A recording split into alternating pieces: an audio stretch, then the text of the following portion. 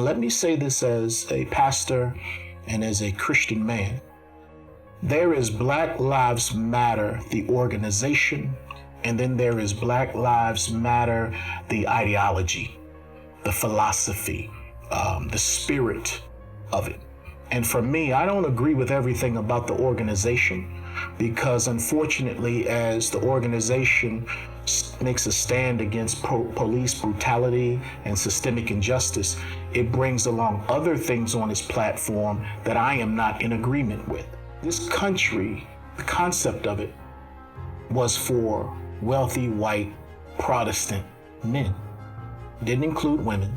It wasn't about it. It didn't include language to speak about the slave or about the native who was here. When Black people were treated like animals, our babies were given to alligators. We were tarred, we were hung, we were burned, we were lynched, we were denied basic human rights, we were denied voting rights, we were subjected to live in certain neighborhoods. Of course, there was a time when Black lives did not matter.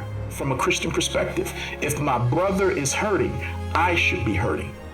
If my brother is rejoicing, I should be rejoicing with him.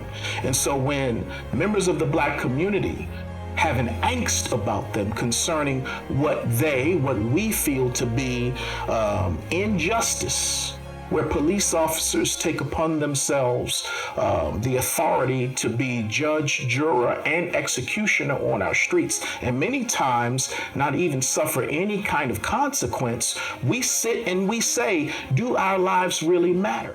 The civil rights movement birthed out of the church, where clergy led the way, and it was for the most part, a biblical framework that provided the worldview for them to make their push as pertains to a nonviolent approach.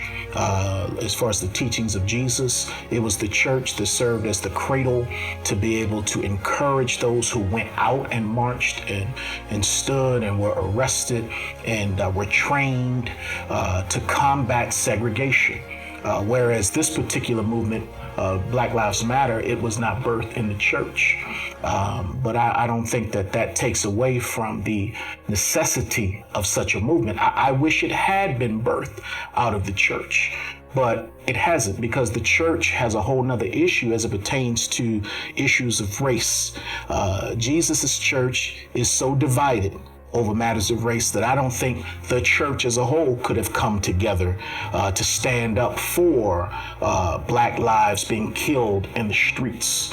And so I'm glad the movement began, and I think there's a place for Christians to participate in the dialogue.